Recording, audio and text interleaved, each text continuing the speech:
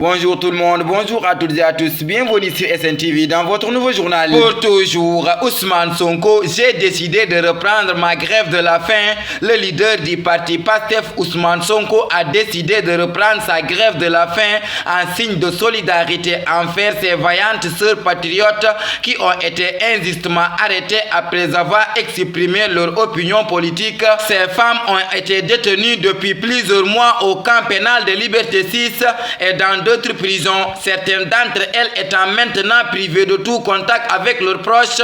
Cette réaction de Sonko vise à soutenir ces femmes qui, pense-t-il, ont exercé leur droit légitime en recourant à la grève de la faim. Pour toujours, restitution de son passeport, son ordinateur et autres, la chambre d'accusation dit niet à Pape Alé Niang. La chambre d'accusation a encore rejeté le recours de Pape Alé Niang lié à la restitution de son passeport, son ordinateur, sa tablette et ses deux téléphones. Sans aucune surprise, la chambre d'accusation vient de refuser de me restituer mon passeport, mon ordinateur, ma tablette et mes deux téléphones, révèle Pape Alé Niang sur sa page Facebook. Pour toujours, le budget de la présidence considérablement augmenté, aucune explication livrée. Dans la loi de finances 2024, le budget de la présidence a connu une augmentation significative d'environ 8 milliards de francs CFA, passant de plus de 71 milliards en 2023 à plus de 79 milliards de francs CFA en 2024.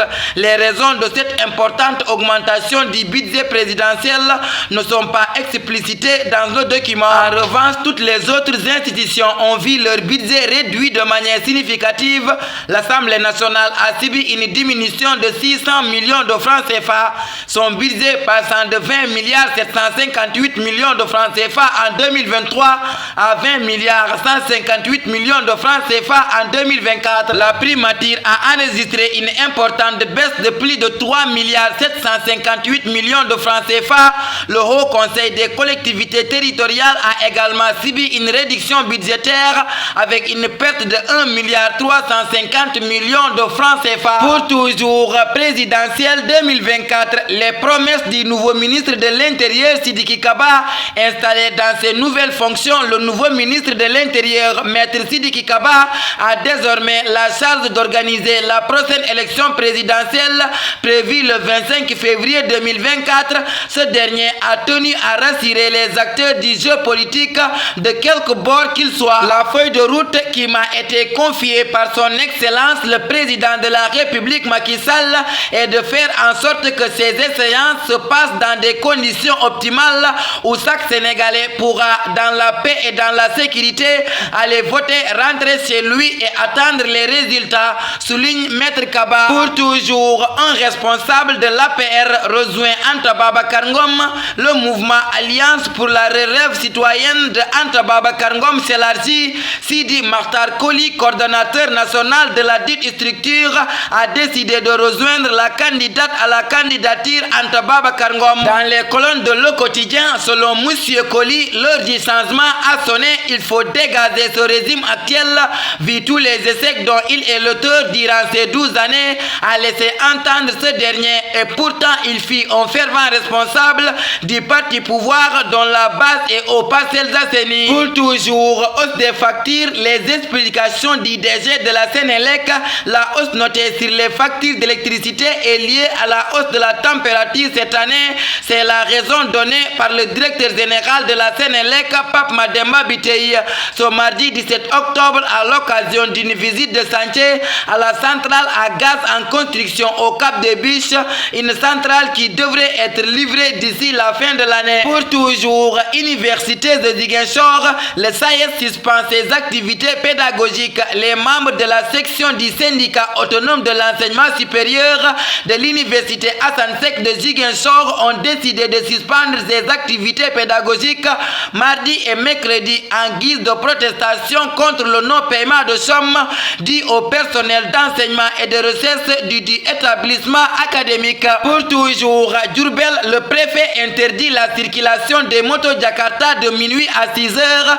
Le préfet de Diourbel, Momodou Khouma, a annoncé l'interdiction de la circulation des motos Jakarta de minuit à 6 heures du matin à Diourbel. La mesure portera pour une période de 3 mois dans un premier sens avant avant une autre réunion pour décider s'il faut prolonger la décision ou pas. Cette décision a été prise à cause de l'insécurité grandissante à Diourbel, dont le point culminant a été atteint il y a quelques jours avec la mort d'un Jakartaman. Pour toujours, accident à Jakit, 2 victimes après les affrontements entre l'armée et le MFDC. Le week-end dernier a été marqué par les événements tragiques dans la zone de Jakit, située dans l'arrondissement de Tangori. Des accrochages violents ont éclaté entre les forces de l'armée et des individus suspectés d'être des membres du mouvement des forces démocratiques de la Casamance. Pour toujours, plus de 1000 migrants sénégalais ont débarqué en Espagne. 2 pirogues parties du Sénégal avec respectivement 159 et 212 personnes ont été secourues ce mardi matin à El Hierro, rapporte le président de l'ONG Caminando Frontera. Parmi ces migrants, il y a 10 femmes et 16 enfants. Dans la nuit de lundi, un autre convoi de 54 migrants a été secouru à Tenerife. Dans la nuit de dimanche à la journée de lundi, 4 convois de 80, 156, 40 et 80 migrants partis du Sénégal ont débarqué en Espagne, lit-on sur Presse Afrique. Dans l'après-midi du lundi, 2 autres pirogues de 133 et 140 personnes ont accosté à El Hierro et Tenerife entre avant-hier et ce mardi 17 octobre 2023. Un total de 1054 personnes venues du Sénégal a été dénombré. Pour toujours, visite de Joe Biden en Israël. Le Conseil de sécurité s'est réuni ce mardi après le rejet de la proposition de la Russie. Le Conseil de sécurité s'est réuni ce mardi à un jour de la visite du président Joe Biden en Israël. Ce lundi, le Conseil de sécurité de l'ONU a rejeté une résolution proposée par la Russie pour un cessez-le-feu humanitaire entre Hamas et Israël.